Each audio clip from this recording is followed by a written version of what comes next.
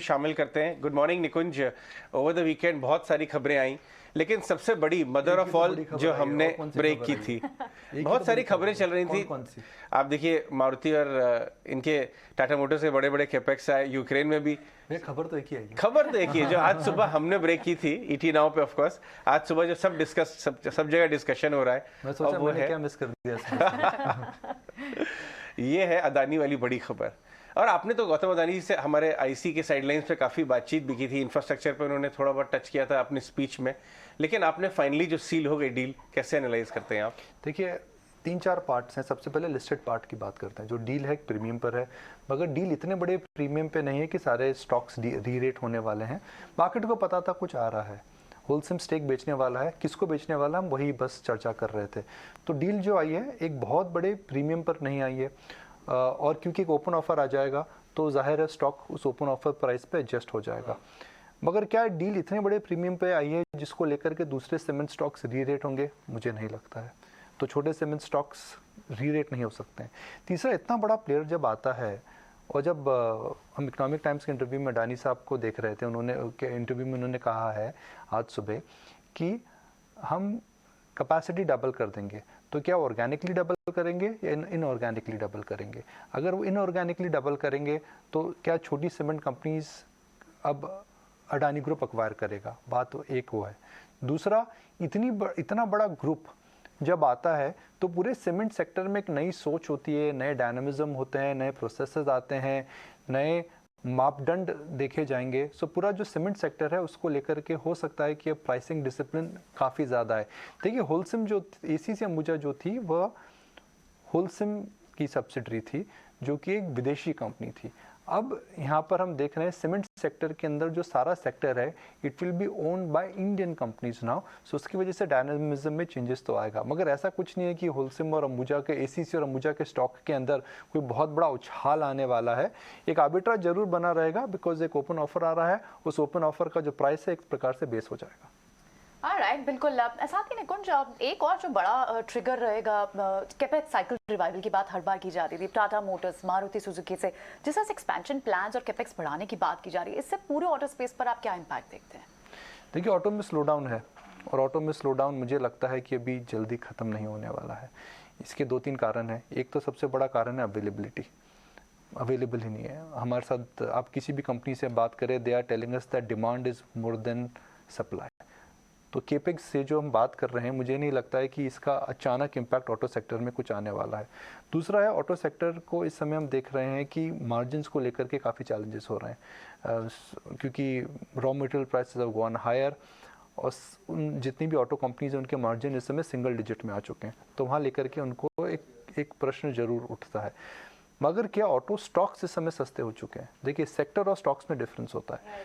Sector will always bottom out at peak of the bad news. मुझे लगता है auto sector की peak of the bad news है। Peak of the bad news है कि disruption को लेकर के लोग काफ़ी असमंजस में है कि who will be the winner in the EV space. दूसरा जो इस समय बड़ा एक चेंज आ रहा है वो ये आ रहा है कि लोग ये स्लो डाउन है। तीसरा, raw material prices under pressure. मगर मुझे लगता है कि सिलेक्टिवली ऑटो स्टॉक्स में नज़र रखनी चाहिए, खास करके अगर आप वैल्यू साइड, अगर आपका बायस वैल्यू है तो इस समय हीरो होंडा पे नज़र रखनी चाहिए जो कि सस्ता है। और अगर आप थोड़ा ग्रोथ प्लस एक डिस्ट्रप्टिव टेक्नोलॉजी पे बेट करना चाहते हैं तो टाटा मोटर्स। सीवी में मुझे प्रॉब्लम नहीं लगती है। मारुति इस समय नहीं लेना चाहिए। मारुति के चेयरमैन खुद जब आकर के कहते हैं कि भाई the butter from the bread is missing, तो इसका मतलब ये रहेगा कि आने वाले समय में मारुति में प्रेशर रहेगा। देखिए एक बड़ा चेंज जो कार मार्केट में आ रहा है वह यह आ रहा है कि एंट्री लेवल का जो मार्केट है, जो कि डोमिनेंट मार्केट होता था, वह अब एक शेकआउट हो रहा है। उसमें उस मार्केट के अंदर अब देख रहे हैं प्रेफरेंसेस चेंज हो रही है। मारुति अपना मार्केट शेयर लूज कर रहा है, और जो सिदान कैटेगरी के अंदर और हम जैसी भी कैटेगरी में हम देख रहे हैं काफ़ी चेंजेस हो रहे हैं। तो काफ़ी डायनामिक चेंजेस हैं। Historically Maruti was the best play in auto, but right now I think it would be Tata Motors. बिल्कुल। निकुंज, गुड मॉर्निंग। न्यूज़ फ्लोज कई सारे हैं जिसके चलते सेक्टर स्पेसिफिक मूव्स हम देखेंगे, लेकिन भारतीय बाजार पिछला पूरा हफ्ता हमने देखा किस तरह से ट्रेड कर रहे थे। आज के लिए सेटअप आपको कैसा नजर आ रहा है? देखिए आप अगर देखेंगे तो सेटअप कोई बहुत मज़ेदार नहीं है, और मैं इसलिए बोल रहा हूँ बिकॉज एक तो तकनीकी लेवल पर आप नीचे बंद हुए थे 15,800 के ऊपर, एक प्रकार की लक्ष्मण रेखा थी। अब उस लक्ष्मण रेखा के पार जाएंगे तो ऑब्वियसली मंदी आएगी। आपको ग्लोबल सपोर्ट अच्छा मिला है नैस्डैक से, फिर भी एसजीएक्स के अंदर कोई बहुत बड़ी जान नहीं है। तो हम एक माहौल से गुजर रहे हैं, और मैं अंग्रेजी में बोलूँगा that good news is bad news and bad news is bad news. मैं समझाता हूँ मैं क्या बोल रहा हूँ। जब अच्छी खबर आ रही है, हम बोल रहे हैं जी अच्छी खबर है, यानी कि डिमांड और इन्फ्लेशन बढ़ी रहेगी। तो ग्रोथ के जो आंकड़े आ रहे हैं, पहली बार मैं देख रहा हूँ कई सालों के बाद ही, हमने 2008 में से पहले देखा था कि भाई जब अच्छी खबर आ रही है बोलते रहे अच्छी खबर का मतलब है कि इंटरेस्ट रेट बढ़ेंगे, इन्फ्लेशन कम होगी। So good news is bad news, और बैड न्यूज़ तो बैड न्यूज़ है। तो वो माहौल वैसा हो चुका है। इस समय डर नहीं, इस समय घबराहट है, इस समय चिंता नहीं, इस समय एक प्रकार का एक फील गुड फैक्टर मिसिंग है। तो मार्केट का मोमेंटम नीचे है। मुझे नहीं लगता है कि इस समय खरीदने की जल्दी करनी चाहिए। अपना समय लें, अपना भाव देखें, उसके बाद ही कोई एक्शन करें। 4 फैक्टर्स हैं।